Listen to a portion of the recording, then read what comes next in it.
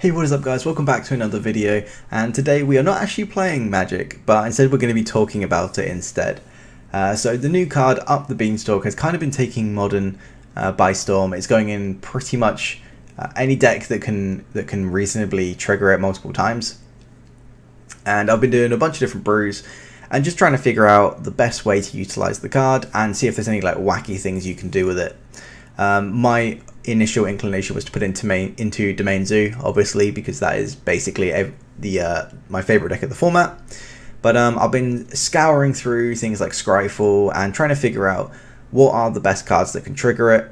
And I thought I've gone through so many different piles of lists that I thought I would compile everything together that I've come across, and to just give you guys an easier starting point than starting from scratch. So the aim of this is to try and utilize Beanstalk and try and like break it essentially. Kind of like the One Ring. The One Ring draws you an unreasonable amount of cards, but you need to be able to capitalize on drawing all those cards. So a lot of people sometimes will draw a bunch of cards with the One Ring, but they can still lose because they can't cast those spells because you've just drawn so much, but you can't use all of that gas quick enough. So the idea of this is that we're going to be utilizing cards that trigger the Beanstalk, but don't necessarily actually cost 5 or more mana. So the first inclusion is obviously going to be the Pitch Elementals, incredibly powerful cards on their own, but they let you cheat on mana, and they allow you to use that card advantage and turn it into essentially tempo, because you're ditching cards to allow you to affect the board and catch back up. So you've drawn more cards, and this allows you to translate that directly onto the board. Really powerful for decks that use the One Ring, and it's no difference here. So yeah, Pitch Elementals, who would have known? They're really powerful.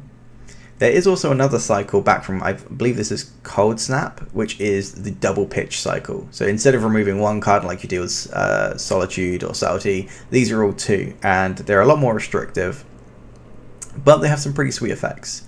Unfortunately, most of them are unplayable. Allosaurus Rider on the bottom right, the green one, has seen play in Neoform decks where you get out as quickly as possible, then Neoform into Grizzlebrand and things. And the other card that does stand out is Commandeer. Commandeer has just been played at the Pro Tour. It was, I think, 3 copies in the top 8. So 2 by Stefano and 1 by, someone else played a Commandeer as well. But yeah, Commandeer is a very powerful card. So that might be another option for people to consider.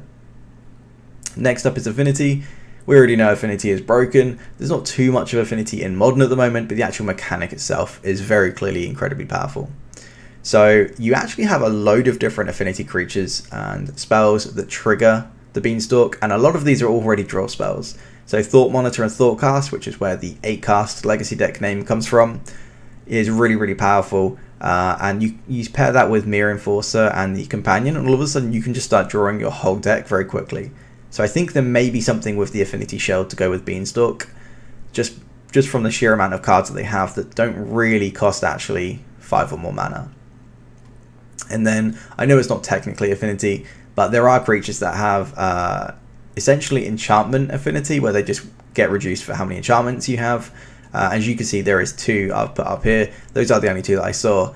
They don't, they're not particularly powerful, and they don't make it worth going into an enchantment deck, I don't think. But it's food for thought. Maybe more enchantments will come out in the future and make these actually good. But for now, I think these are probably on the back burner. The next one is Domain. Domain has 2 incredibly powerful modern playable cards, which is Sign of Draco and Leyline Binding. Leyline Binding has already been one of the best removal spells in the format. Now you can make your Beanstalk draw it a card, which is incredibly powerful. Pair that with Sign of Draco in like a Domain Zoo list, and all of a sudden they can start drawing cards. Yavimaya Sojourner? I don't know how you pronounce that. Unfortunately, is not modern playable, but that is the 3rd one that goes along with them if you were interested. Unfortunately, a 3 mana 4/6 is just not good enough. Even if it draws a card, I don't think it's going to make the cut. Next up is one of the most broken mechanics in the game, which is Delve. We already know Murktide Region is a very powerful card in Modern, but there are a bunch of other options. Hooting Mandrills is a really good creature to cheat out. I've seen that even being played in Legacy at the moment, thanks to the Beanstalk. But being a 4/4 probably doesn't position it very well against all the rhinos going around, so I think Gurmag Angler and Tasiga might be more commonly played as the Delve creatures of choice. We've also got some removal in Murderous Cut and Magmatic Sinkhole. Both of these are really, really powerful. I think it just comes down to, do you want to be able to kill your opponent's creatures, or do you want the flexibility of being able to kill their planeswalkers as well, but being a less reliable removal spell? Because Sinkhole is damage based, whereas Murderous Cut is just kill the creature. So you do have a little bit of a price to pay for using the Sinkhole over the Murderous Cut. But yeah, I think the Delve spell is really, really powerful. If you are going to try and play a Beanstalk list, you probably just play at least one Delve card, because it's just a very, very small cost. And, you know, you'll probably be in one of the colors. Everything but white is covered in Delve. So a bunch of different options. The next thing up, I've kind of put this in the Delve category as well. It's not actually Delve, but it's Graveyard Matters. On the left-hand side, you can see creatures that are cheaper if you have instants and sorceries in your graveyard. So you've got the Tolarian Terror, the Cryptic Serpent, and the Bedlam Reveler. All of these will trigger your Beanstalk, give you some cards, but they don't really cost that much mana. So you can easily play a Tolarian Terror for 1 mana. Maybe there's some sort of Team of Spells Matters deck. I don't know. Again, this is just all food for thought, just to give anyone that wants to brew out there a little bit of a starting point for all the different categories. And then on the right, you have got like creatures in the graveyard that matters. Again, none of these really are modern playable, but if there is a shell that supports them, maybe there could be something. I don't know. I don't think any of those really stand out, other than the 1 mana 10/10 and the 1 mana whatever this Necromass is. I think it's a 4/4. Yeah. But yeah, those are the Graveyard Matters cards. Up next, we've got Convoke. I've also put Improvise with it as well. Venerated Loxodon and Knight Errant of Eos already are destroying Pioneer in the red-white Convoke deck. I doubt there's some sort of like Selesnya version that you can play in Modern, but that is something to consider. Maybe you pair that with Affinity and you go like creatures and use them to Convoke and do sort of Affinity stuff with it. The other one is Improvise, which is basically the same thing, but just for artifacts instead. And it's draw 3 cards, so that's a lot of card draw that you could potentially use just by tapping down some like crappy artifacts that you've got lying around. And then there are a couple of other random things. There's Shadow of Mortality, which is 13 black for a 7/7, but it costs less, equal to the amount of life that you've lost. So if you're on 7 life, it's 2 black mana to make a 7/7. So maybe there's like a Jund Shadow list that can play Shadow of Mortality, Death Shadow, and then also things like Tasigur, Murderous Cut, that kind of thing. And we've also got Metalwork Colossus, which has just got like Affinity at home, where it's just really, really strange Affinity. It costs X less, where X is your total mana value of non-creature artifacts you control. So again, you can play that card for free, in fact. It just depends on the shell that you put it in. So there are some rough shells just here to spark some interest if you want to try something out at home. We've got Thought Monitor, Thoughtcast, and Reverse Engineer. All of them draw you 2 or 3 cards.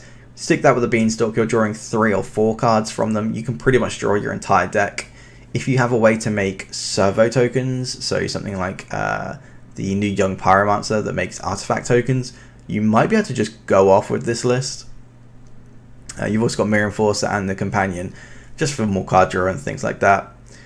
So yeah, I think there might be something to this, or maybe you use the new Urza. I say new, he's probably like a couple of years old now, to make dudes and then use them to tap mana and all sorts of stuff. But yeah, a lot of card draw in the Affinity list. There could be some sort of weird combo there. The next one is Domain. I think it's already pretty clear that Domain Zoo is going to be playing Beanstalk. Cyanide Drake and Leyline Binding are already in the deck. Fury is not really much of a push. You lose Gigantha, but you gain Fury. Fury is a powerful card anyway. Stick a Tasigur and a Murderous Cut in there, and all of a sudden you've got yourself a Delve deck. A Beanstalk deck. This is, I think, the first deck I played with the new Beanstalk cards, and the video is up on my channel. So if you want to see a Domain Zoo list with Beanstalk, just check out my last video. It seems pretty good. Being able to draw a bunch of cards in a mid-range like Zoo list and then just draw into 2 Tribal Flames and kill your opponent is really, really fun. I really enjoyed it. So yeah, Beanstalk Zoo is really, really sweet.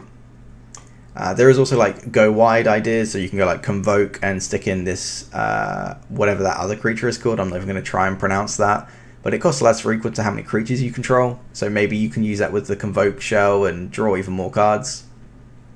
Alternatively, I guess you could pair that with like an Affinity shell. But yeah, bunch of different ideas. That is basically Beanstalk wrapped up. Basically, the Delve spells and the Pitch Elementals are the best. Then Domain. Then maybe Affinity. But those are kind of like the things that stood out to me. So if you have anything in mind and you've got some like sweet brew, please feel free to let me know, and I would be happy to try out a sweet list if anyone's got one. I hope this was informative for you guys at home. I've just been looking up so many different like lists of what can abuse the Beanstalk.